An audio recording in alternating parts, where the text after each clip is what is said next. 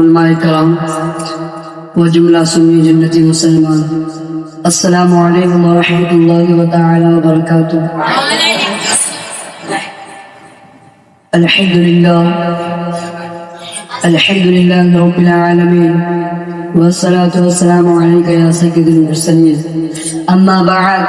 فاعوذ باللہ من الشیطان الرجیم، بسم اللہ الرحمن الرحیم۔ لقد من الله على المؤمنين إذ بعث فيهم رسولا، صدق الله العظيم وصدق رسوله النبي الأمين المتين المبين الكريم، ونحن على ذلك لمن الشاهدين والشاكرين، والحمد لله رب العالمين۔ وہاں کیا مرتبہ اے غوث ہے بالا تیرا، وہاں کیا مرتبہ اے غوث ہے بالا تیرا، اونچے اونچوں کے سروں سے ہے قدم اعلیٰ تیرا، اونچے اونچوں کے سروں سے ہے قدم اعلیٰ تیرا، اور تیری سرکار میں لاتا ہے رضا اس کو شفیع، تیری سرکار میں لاتا ہے رضا اس کو شفیع۔ ایک جو میرا غوث ہے اور لاڈلا بیٹا تیرا، ایک جو میرا غوث ہے اور لاڈلا بیٹا تیرا۔ اب آئیے سب سے پہلے ہم اور آپ آقا و مولا حضور نبی کریم نور مجسم صلی اللہ تعالی علیہ وسلم کی بارگاہ رسالت میں درود و سلام کا نذرانہ پیش کر لیجیے، پڑھے باوزی بلند اللہم صلی علی سیدنا مولانا محمد بارک وسلم،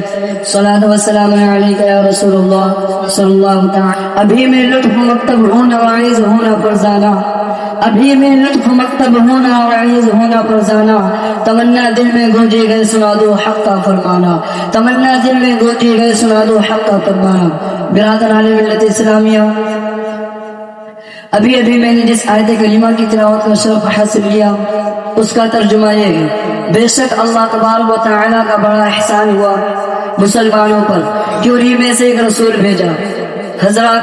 اللہ تبارک و تعالیٰ کا لاکھ لاکھ شکر و احسان ہے کہ اس نے ہمیں اور آپ کو بے شمار نعمتوں سے مالا مال فرمایا۔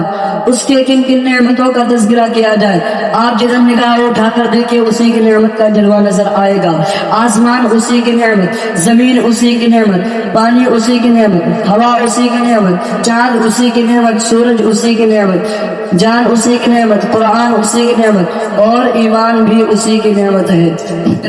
ملت اسلامیہ، انسان کی کیا مجال کہ اس کی نعمتوں کا شمار کر سکے۔ اللہ تبارک و تعالیٰ خود ارشاد فرماتا ہے، وَإِن تَعُدُّوا نِعْمَتَ اللَّهِ لَا تُحْصُوهَا، اور اگر تم اللہ کی نعمتیں گنو تو شمار نہ کر سکو گے۔ مگر پروردگار عالم کا کرم تو دیکھیے، اس نے اپنے بندوں کو ان گنت نعمتوں سے نوازا مگر احسان نہیں جتایا، اپنے شعور سے نوازا مگر احسان نہیں جتایا، علم و فضل سے نوازا مگر احسان نہیں جتایا، آسمان کا شامیانہ لگایا مگر احسان نہیں جتایا، زمین کا فرش بچھایا مگر احسان نہیں جتایا، آسمان سے پانی برسایا مگر احسان نہیں جتایا، زمین سے دانے اگایا مگر احسان نہیں جتایا،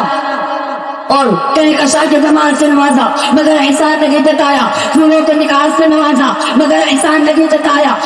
مال دولت کی کثرت سے نوازا مگر احسان نہیں جتایا، عزت و عزت کی کثرت سے نوازا مگر احسان نہیں جتایا، دل و دماغ سے نوازا مگر احسان نہیں جتایا، آنکھیں عطا کیے مگر احسان نہیں جتایا، آنکھوں کی بنائی عطا کی مگر احسان نہیں جتایا، کانوں میں قوت سماعت کی مگر احسان نہیں جتایا، ہاتھ کو پکڑنے کی صلاحیت عطا کی مگر احسان نہیں جتایا، پیروں سے چلنے کی صحت عطا کی مگر احسان نہیں جتایا۔ مختصر یہ کہ اللہ تبارک و تعالیٰ نے انسانوں کو جو رحمت بخشا مگر احسان نہیں جتایا۔ برادران ملت اسلامیہ، یوں نہیں، اللہ تبارک و تعالیٰ نے لوگوں کی ہدایت کے لیے انبیاء کرام کو دنیا میں بھیج کر احسان عظیم فرمایا، لیکن خدا تبارک و تعالیٰ نے کبھی یہ نہیں فرمایا کہ اے لوگوں، میں نے آدم کو سفیر اللہ بنا کر بھیجا، اس میں تمہارے اوپر احسان کیا، اور حضرت نوح علیہ السلام کو نجیب اللہ بنا کر بھیجا، اس میں تمہارے اوپر احسان کیا، حضرت ابراہیم کو خلیل اللہ بنا کر بھیجا، اس نے تمہارے اوپر احسان کیا، حضرت اسماعیل کو نبی اللہ بنا کر بھیجا، اس نے تمہارے اوپر احسان کیا، اور حضرت موسیٰ علیہ السلام کو کلیم اللہ بنا کر بھیجا، اس نے تمہارے اوپر احسان کیا، اور میں نے حضرت عیسیٰ علیہ السلام کو روح اللہ بنا کر بھیجا، اس نے تمہارے اوپر احسان کیا۔ برادران ملت اسلامیہ، جب ذکر کرنا ہوا مدینے کے تاجدار کا، دونوں عالم کے مالکوں کو مختار اللہ صلی اللہ علیہ وسلم کا ورژن لہرا دیا، اور آپ کو ساری مخلوقوں میں آپ کو سارے مخلوقوں میں ممتاز فرما دیا. اسی وجہ اعلیٰ حضرت فرماتے ہیں سب سے اعلیٰ ہمارا نبی, سب سے اعلیٰ ہمارا نبی, سب سے اعلیٰ ہمارا نبی, اور اپنے بولا کا پیارا ہمارا نبی, دونوں عالم کا دولا ہمارا نبی. اور کیا خبر کی طرح کھاتا ہے یہ لگ جائے پر میں ڈوبی رہا دکا ہمارا نبی. ملت اسلامیہ ہو سکتا ہے کسی کے ذہن میں یہ پانا ہے کہ اللہ تبارک و تعالیٰ نے اپنی بے شمار نعمتوں میں سے کسی اور نعمت پر احسان نہیں جتایا, سرکار ہی کے عمل پر احسان جتایا. آخر ایسا کیوں؟ تو اس لیے وجہ یہ ہے کہ اللہ تبارک و تعالیٰ انسانوں کو اور بالخصوص مومنوں کے دل و دماغ پہ یہ بات اچھی طرح سے بٹھانا چاہتا ہے کہ دنیا کی ساری نعمتیں اپنی جگہ اور تیرے پیغام کی عظمت اپنی جگہ, انہیں تو دنیا میں کسی اور نعمت کی طرح مت سمجھ لینا. ان کا ذکر خصوصیت سے اس لیے کیا جا رہا ہے تاکہ تک ان کا ان کی عظمت سمجھ سکے اور ان کے اندر یہ مضرت کا اندازہ لا سکے اور اتنی رحمت سے اپنے سینے سے قمیدہ بنا لے کہ تمہاری زندگی کے لیے راز ہے اور کسی میں تمہاری کامیابی کا راز ہے. برادران ملت اسلامیہ آخر احسان کیوں نہ جتایا جائے؟ اللہ تبارک و تعالیٰ ارشاد فرماتا ہے اے محبوب اگر آپ کو پیدا نہ کرتا تو کائنات میں کسی بھی چیز سے عارض نہ ہوتا. برادران ملت اسلامیہ زمین و سما مغرب و مغرب صبح و مساء یہ شمس و قمر یہ سب یہ سب حضور کی ذات ملت اسلامیہ اللہ تبارک و تعالیٰ ارشاد فرماتا ہے کہ اے محبوب اگر آپ کو پیدا کرنا مقصود نہ ہوتا تو نہ زمین پیدا کرتا نہ آسمان. اسی لیے جو اعلیٰ حضرت ارشاد فرماتا تمہارے لیے مکینوں کا تمہارے لیے اور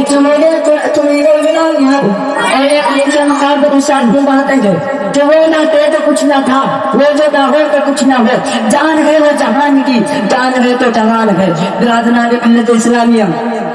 اللہ تبارک و تعالی قرآن مقدس میں ارشاد فرماتا ہے قد جاءکم من اللہ نور و کتاب مبین, یعنی تحقیق کیا گیا تمہارے پاس اللہ کی طرف سے نور اور روشن کتاب. یعنی اس آیت مبارکہ میں اللہ تبارک و تعالی نے اپنے پیارے محبوب دانائے غیب احمد مجتبی محمد مصطفیٰ صلی اللہ علیہ وسلم کو لفظ نور سے ذکر فرمایا کہ وہ یہ نور ہے جو آفتاب و مہتاب کے نور سے کروڑوں تندر زائدہ روشن ہے. اس لیے کیونکہ آفتاب کا نور ایک گھنٹے بعد گھٹنے لگتا ہے مگر نور محمدی ہر آن دن رات چوگنی ترقی پاتا ہے. چنانچہ اللہ زوجہ خود سے ارشاد فرماتا ہے وَلَلْآخِرَةُ خَيْرٌ لَكَ مِنَ الْأُولَىٰ, یعنی اے محبوب آپ کی ہر آنے والی گھڑی پچھلے گھڑی سے بہتر ہے. اس لیے تو اعلیٰ حضرت فرماتے ہیں میں گھٹا تو بادشاہ بھر دے پیارا نور کا, میں گھٹا تو بادشاہ بھر دے پیارا نور کا, میں دل میں ڈالتے آگے ڈال سب کا نور کا. اور جان جو جاتا